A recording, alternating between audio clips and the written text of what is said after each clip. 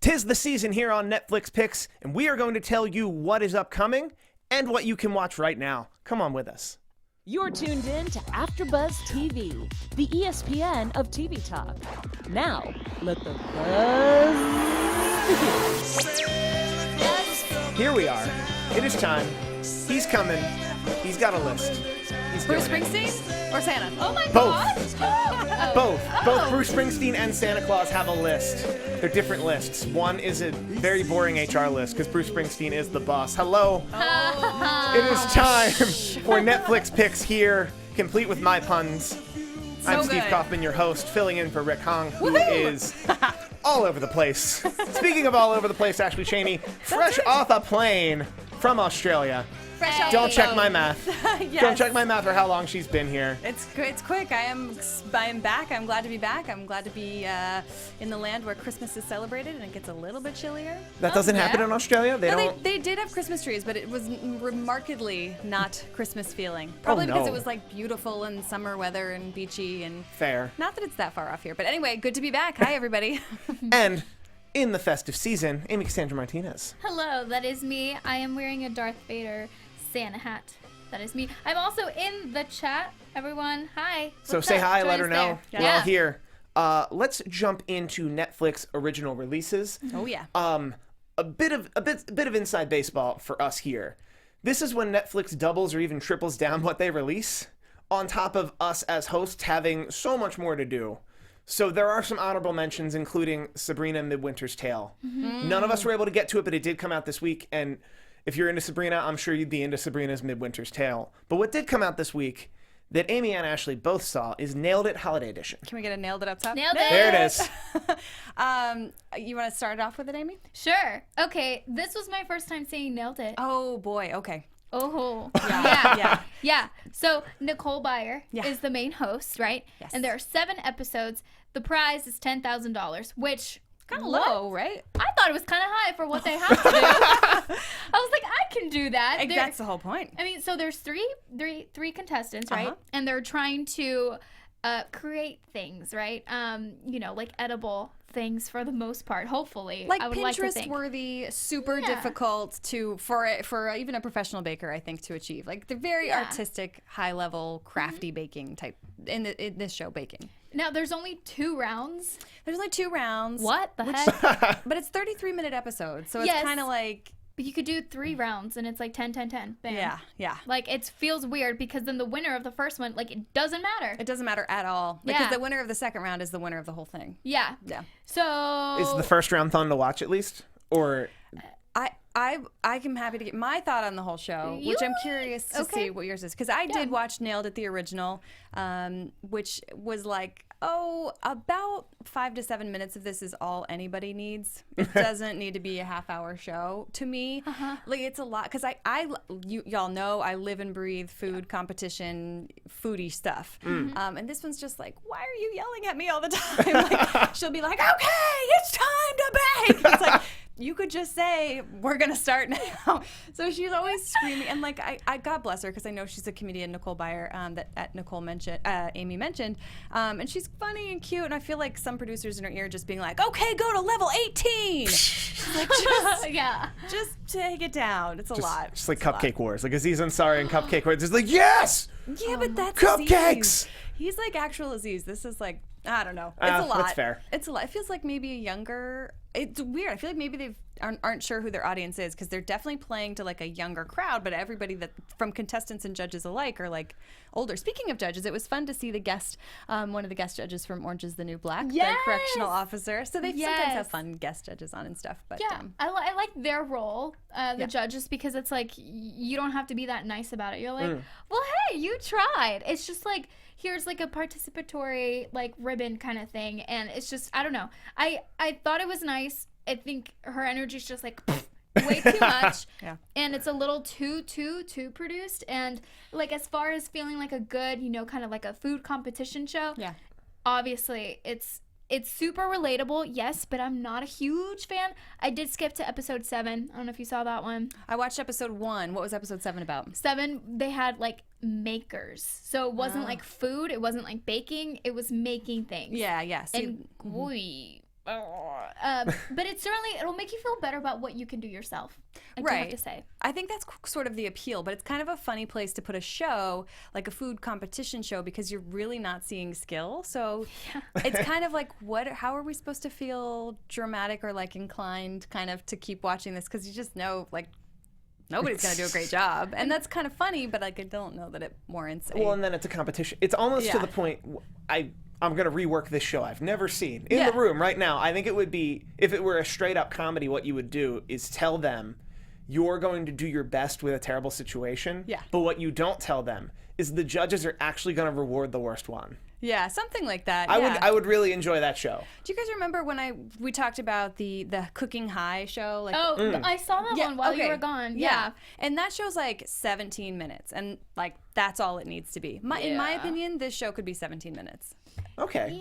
Yeah. I mean, I do prefer this one over Cooking on High. There's something about that one. I just those were like legit chefs though on Cooking High. Yeah, but like they were professionals. Yeah, but the judges, I was like, what the heck are you? I know. No. But I do have to say that it makes me want to go on the show. So whoever's listening, if you're in charge, because wouldn't that be fun? They cast for those kinds of shows all the time. Yeah. We should go on it together. Maybe they do a team one. You know what? Yeah, 10K. Let's do it. Yeah. They have the recipes right there. Tune in next. This is the clip you're going to send them. Hell yeah, actually. Yes, we can do it. Hey, we're ready. Nailed We're it. camera ready. Happened. Nailed it. That's a good button. There's no good way to transition from Nailed It into this next film. It's by Alfonso Cuarón. Amy, you watched it. It's Roma. People are saying it's the best film this year. Yeah, well, he nailed it. She knew how to transition. Did it. Yeah, okay, so yes, it was also written by him as well. Yes. Roma has been nominated for Golden Globes, Critics' Choice Awards as well. Yep. I mean, it's all in black and white, which I feel like I kind of forgot. I didn't even see the trailer before I started watching it. It is rated R, 2 hours, 15 minutes. It is set in Mexico City, and they do speak Spanish, a little bit of English. I think there's some like Japanese in there. Which subtitled? Is it subtitled? Yeah. Well, I listen to it in Spanish because I speak Spanish. But you can like put all the subtitles. I've seen about half this, and I can say because I'm normally one for if it's between you watching it or not watching it. You should listen to the dubs and still watch. Yeah. And I tried to find dubs for this, and they don't have dubs for this. Yeah, which, like... Seems like a choice. It seems like a choice. I think that's okay. I've seen, foreign films where you do have to read subtitles, and I think there's a certain kind of, like, okay, you really have to want to watch this movie, and I really do think people should watch this one. It's about a year in the life of a family's maid. This family's like a really high-end one. It is, like I said, set in Mexico City in the 1970s, and it's really interesting. Like I said, it's 2 hours, 15 minutes. It feels like one of those movies where you're like, you're important. Okay, I need to sit down, pay attention, and watch it. It's really good. I do suggest it. I love Alfonso Cuarón. I think he's amazing. And it's certainly dark at points. It'll surprise you because I was like, hey, okay, we're going along with this. The cinematography is amazing, though. She could expect nothing less from Mr. Say it again with Cuarón. your beautiful Cuarón. Cuarón. Okay. Cuarón. We caught on fast. Yeah. There you go, guys. You got this. So, high recommend. Absorb it for every beautiful thing that it really offers. Everyone did amazing. You know, the lead actress in this, she'd never acted before. I like those. She's really where good. They're just genuine. Yeah. Black and white is a bold choice, though the last black and white film to be nominated for a Golden Globe won, which was The Artist. Remember that movie? Yeah. I believe he shot this on 16 millimeters, so it was a very aesthetic choice. Yeah. Because I remember it had a short run here in LA that I couldn't make it out to in actual theaters in a 16 millimeter print before it made it to Netflix. And all the reviews I was hearing was like, if you can get there, you should go and watch it in an actual theater. Oh, nice. Yeah. I just got the screener of this. Hey. It's already making the PR circus. Oh, I'm sure. Yeah. That if you haven't seen this, I'm sure you've heard of this. I'm excited for it. Yeah. Speaking of heard of it and huge PR blitz, I watched a brand new release. Okay. I don't always do this here on Netflix Picks. Something dropped on the 16th, which was midnight last night. And I actually found out why. And it's Springsteen on Broadway. And it's because Springsteen has been on Broadway doing a show for close to a year. And his last performance was Saturday the 15th. Oh, wow. So they recorded probably more than one and then cut them together, and it's about 2.5 hours. And I love that idea of like, I've done it enough. I've done it more than I expected to, and now it's off Broadway, and here it is on Netflix immediately. That is so exciting for people to have accessibility to Yes. a Broadway show that couldn't go to see an actual Broadway show. And like such a hot ticket Broadway show. Like people talk a lot about Hamilton and Book of Mormon and like stuff that's at Broadway, but Hamilton will be on Broadway for a long time, just not with the same cast. Yeah. Something like this, he was done starting yesterday. Wow. It's on Netflix. It's over. If you want to watch it, watch the Netflix one. Does it play? Does it feel like you're watching a Broadway show from home? It feels very uniquely what he wanted it to be, which is a guy from Asbury Park doing a one-man Broadway show. And I had to read a couple other reviews today because I'm from the part of the East Coast, like the New Jersey, Philadelphia area, where it's like him, Bon Jovi, and Frank Sinatra are our patron saints. So I needed patron saint of Jersey. So like I watched this and I was immediately enamored and like, oh my God, he's so great. Everything about this is great. He plays a couple hits. He plays a lot. It's based on his book Born to Run, which was also a really good read. I had to read a couple other reviews to make sure everyone else was saying that this was great. They're saying it's great too. I agree. This was a really good. So like, what's the format? Is it like he speaks and then he sings, or like he speaks and then he sings, but it's not in a concert format. So the concert format would have been more songbook style of, yeah, I've done a bunch of great stuff, and when I wrote this song, I was going through this. Yeah. He does the extra mile of a very one-man performative piece of really going in, and there's a lot of stuff a lot of poems and prose he wrote specifically for the book or specifically for this play that he used to lead into songs that were in the emotional he would do a poem or something that will lead you into the emotional space he was in when he wrote a song. Oh, cool. And then he'll do the song, and it's just him. It seemed like two different guitars, a piano, and then his wife comes out for a song. Wow. That's awesome. It's wonderful. It's 2.5 hours.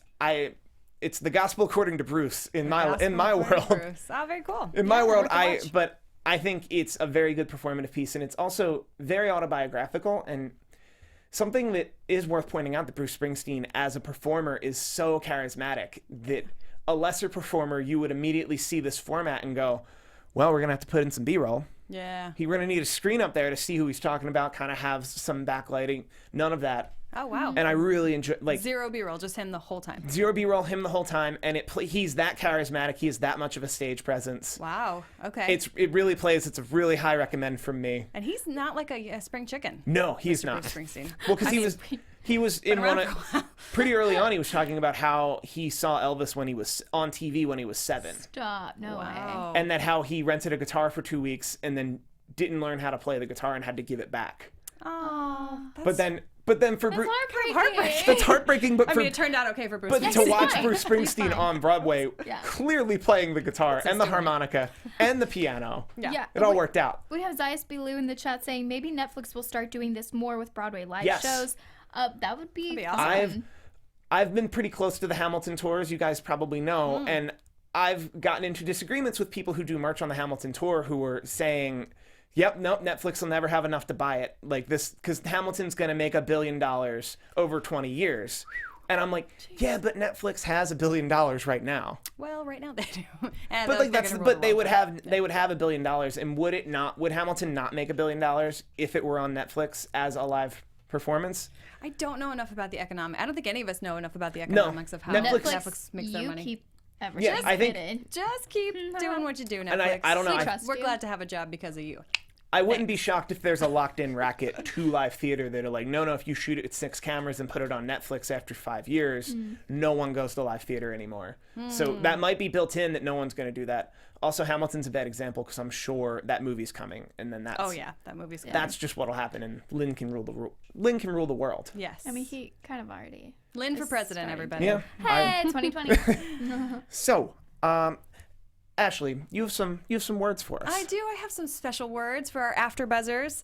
As you guys know, our network produces after shows for nearly all of your favorite TV shows, from reality TV, dramas, sci-fi, you name it, we cover them all. And there is really no network that works harder to serve television fans than us right here.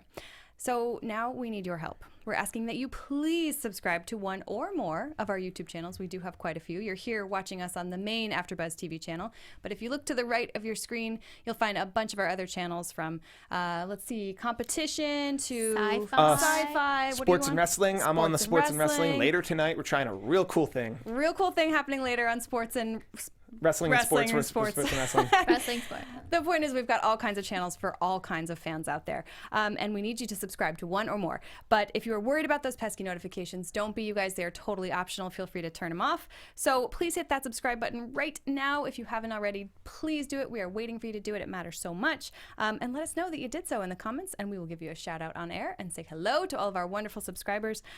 So in the meantime, thank you so much for being the best fans out there and helping us to be the ESPN of TV Talk. We love you so much. All right, now we're on to Netflix regular releases. Ashley, you saw the Great British Baking Show. Yes, who's in the? I know. Come on, Star Drew, are you in the chat? Who has been totally waiting? is. Okay, you guys have got to chime in if there's any of the Great British Bake Off fans out there. As you guys know, I'm a huge Great British Bake Off fan, but I'm really pretty loyal to the original cast of judges. So I had pretty much dropped off watching since the first 4 seasons. So, because now they have Prue in place of Mary Berry, and she's great and everything, but she's no Mary Berry. Mary Berry has like a special grandma place in my heart, but she's great. Prue is really nice and lovely. What is awesome, though, especially for the OG fans, is that they brought back contestants from the original seasons. So, this is a very special holiday sort of mini event, if you will, for Great British Bake Off. There are 2 episodes only. So for that reason, I've only watched one. I'm parsing it out. I will watch it before Christmas, the second one. It's its typical 55-minute long format. They bring in 4 contestants from from various previous seasons. In the first 1-hour episode, they brought back Val, who, if you guys remember, she's the school teacher who exercises while she cooks. She's awesome. Wow. She's super clumsy and spastic, and she brought her usual self to the competition this time. We also see Selassie again. Selassie's one of my favorite bakers. It was so fun to see him back on the competition. And then they had Paul, who, if you guys remember, he's the one that's like really architectural. Wow. Some of the stuff that they were making, I'll talk about in just a sec, but Paul is like an architect in the kitchen. It's amazing. And then Becca, who makes she's like very famous for her macaroons, and then she brought it too. Those look pretty. So in traditional format of the Great British Baking Show, they have 3 challenges. The first one was that everybody had to make a Yule log. Do you guys know what a Yule log is? yes. Yes, right? So it's all Christmas themed. It's the baking tent is all decked out in full Christmas theme. They even made it snow outside. Even though it was raining in England. It's just delightful Christmas baking, everything you want it to be. And like I said, for that reason, I am parsing it out. So their competitions are Yule logs, and then their technical challenge was the mince pie. Harder than you think. Harder than you think to make a mince pie. And then finally, they finished off with the snow globe cake challenge, which is freaking crazy and hard to do. They've got people blowing glass snowballs. Well, I was gonna say, so is that sugar? It's sugar, and that stuff is so hard to work. It's this show. If you guys have seen it, and I know you've seen a couple of episodes, I think. I started watching one. Yeah. I've seen a lot right before Doctor Who comes on. It's amazing because it's a cooking show, right? Yes. And you think this is not going to be dramatic. I'm not going to be invested, and you are like glued to your TV because it's fun. It's not like the American American cooking competition shows or competition shows in general. And it's like the anti-Gordon Ramsay show. Everybody's so nice. Like everybody's super nice. Like I was so taken aback when I first saw this show of just like they're all so nice. They're like helping each other. They're totally helping each other. They're all really nice to each other, and yet you're still super invested. It's not like boring. Yeah. It's just a delight, and I couldn't recommend it highly enough. It's just the best, and if you don't watch it, then you're no friend of mine.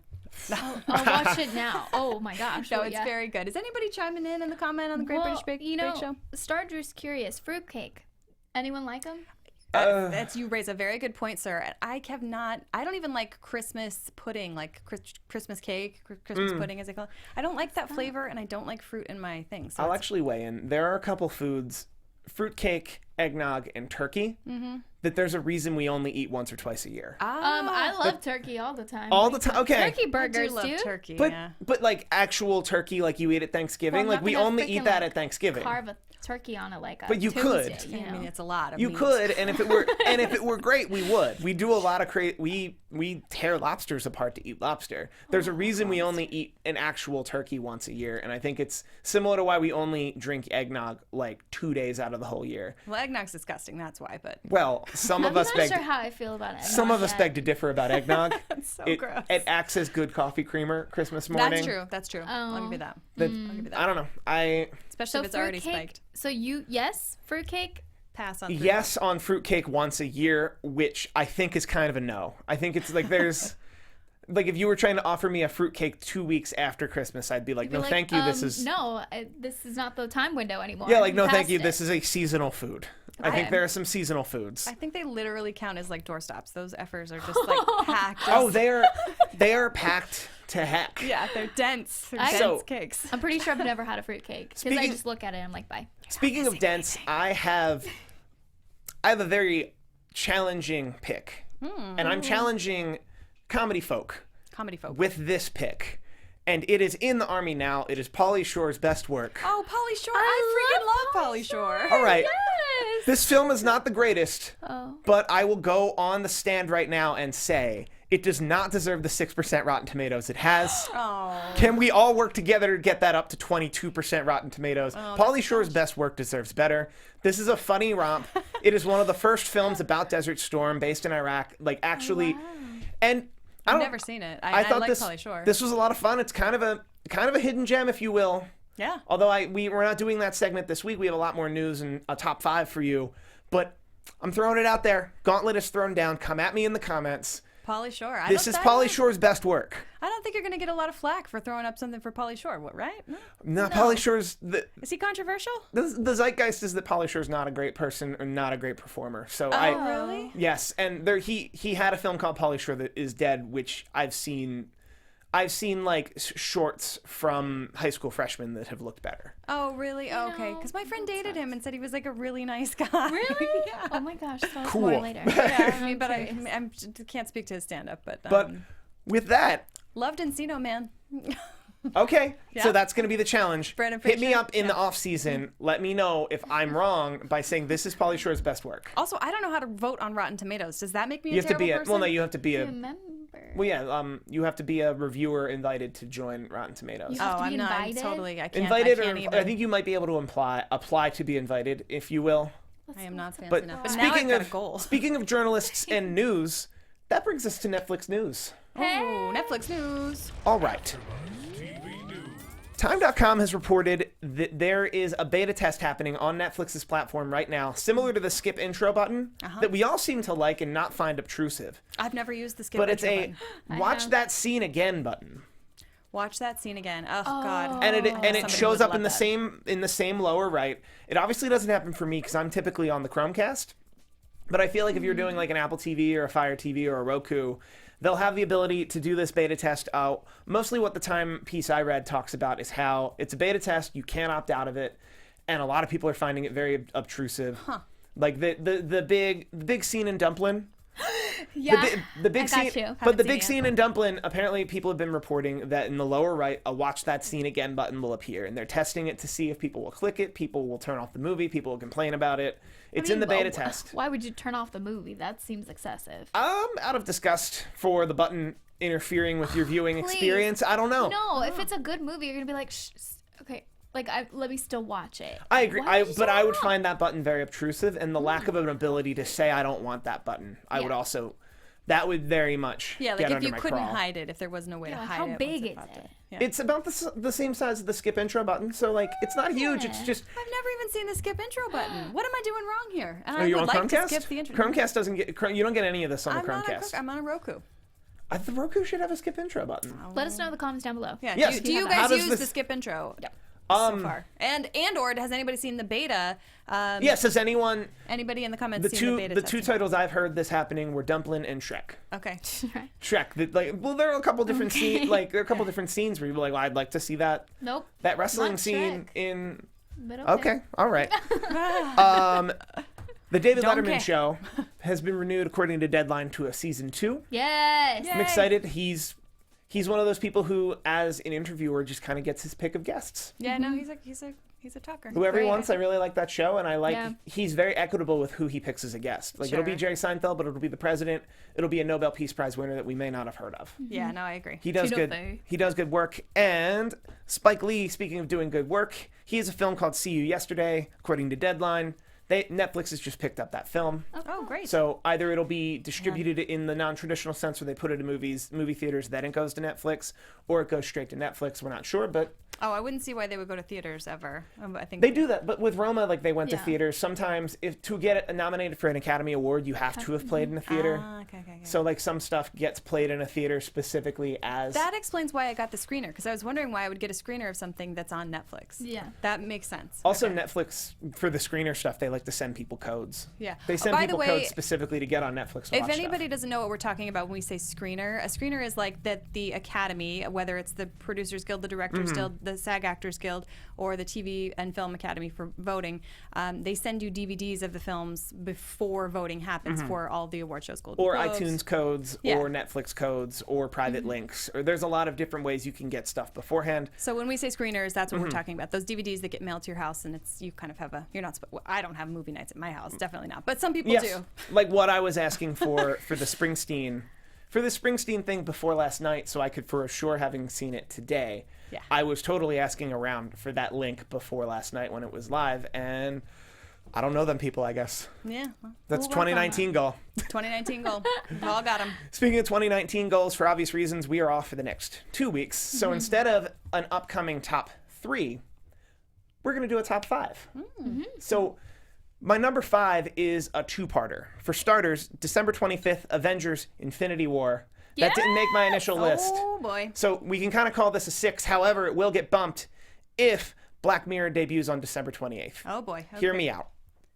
Netflix, a couple months ago, tweeted something that said Black Mirror would be coming out December 28th, and then immediately deleted the tweet. Oh, boy. Drama. I'm hedging my bet to say that Black Mirror will be dropping December 28th, and you should be looking for it. And if I'm wrong, I'm wrong. That's number 5. Number 4, December 18th. That'll be very shortly. That is Ellen DeGeneres Relatable. Wow, this has gotten so much press. I cannot wait to see. She has not done a comedy special at all. No. Pretty much since the daytime show. And she's supposedly pissed. And she's like, Ooh. supposedly lets out like a really mean side of her because she's like tired of being perceived. There's a whole write up in the New York Times. Oh, my. Her brother and Portia both weigh in where she's like, I'm tired of being the nice girl. I want to quit daytime. So I'm really excited to see the special and see if we get to hear some of her perspective firsthand because she did not comment in the New York Times article. I hadn't heard any of this. I'm actually very excited because you think Ellen DeGeneres, I paint She's her tired of that. I paint her with the brush that she's trying to ditch with this Netflix special. I am now excited for this Netflix special. Number 3, I have Alexa and Katie season 2. That is December 26th. I'm so excited. I'm glad Way you're too excited. I am excited for you. Yes. Thank you. I'll give you that. My Wait. happiness is your happiness. Exactly. Right? It is a shared collective happiness for Yeah. Alexa and Katie season 2. Number 3, with Sandra Bullock. This one looks very interesting. Bird Box. Yeah. I love Sandra. I'll watch anything she does. December 21st. I've heard some stuff. Yeah. I will watch her shite movies. I will watch her golden movies. I will watch her read the phone book. I love her. All I would About watch that. Steve. Do you remember that one? Yes, I do. Yeah. Yep. I love you, Sandra. I think Forever. I do think Sandra Bullock can do no wrong. I've heard this is Sandy. similar to The Quiet. Sandy, I heard this is some type of take up on The Quiet Place. I'm very Yeah. excited to hear. Oh shoot! It's a see- horror movie. It is. It is, but Yes. you already said that you will be watching it. So you heard it here first. Dang it! We trapped you. Yeah. And number 1, I am most excited for this coming up. January 1st, 2019, a series of unfortunate events, series number 3. Already. Oh, okay. Season Those 3? kids are young. You got to keep filming. Yeah, I guess. Yeah. I guess so. Yeah. I'm reading the room. I'm the most excited for this one. We're so excited that you're excited. Yay! Your happiness is our It's our happiness. It happened. I'm very excited for this show. I think this is one of the like a top 5 show on Netflix for me. It is really good. I just didn't really, Yeah. So, if you think I missed something, please let me know. And if you want to talk about some baking shows and some Christmas shows and Bird Box, and make sure Ashley Shaney has seen Bird Box. Ashley, where can the people find you on Twitter? Guys, don't forget to tell me what you're eating, where you're traveling to, what kind of dogs you're petting. Talk to me about all that good stuff. And, of course, what you're watching on Netflix at Ashley on Camera across all social media. It's so good to be back. Yeah. Well, and, of course, thank you guys so much for joining us in the chat. You guys were fantastic. Zayas Bilu, Sochil 4, Star Drew, of course, Drew Baldwin. If you're also listening to us on iTunes, make sure to give us 5 stars because the other ones just don't work at all. And thank you guys so much again for joining us this whole year. It was fantastic. Yeah. I am Amy Cassandra Martinez, and you guys can find me on all social media at Amy Cassandra MTZ. And I'm Steve Kaufman. You can find me on Twitter almost exclusively at Steve Kaufman. That is KAUFMANN. I do a lot of cool wrestling-related stuff on YouTube, including tonight where I'm covering WWE TLC with a very interesting format with my friend George Hermosa. Come on and join me. I'm sure I'll tweet the link. Thank you, and good night. See you Bye, next everyone. year. See you next year. Our founder, Keven Undergaro, Phil Svitek, and me, Maria Menounos, would like to thank you for tuning in to AfterBuzz TV. Remember, we're not just the first, we're the biggest in the world, and we're the only destination for all your favorite TV shows. Whatever you crave, we've got it. So go to AfterBuzzTV.com and check out our lineup. Buzz you later. The views expressed herein are those of the hosts only and do not necessarily reflect the views of AfterBuzz TV or its owners or principals.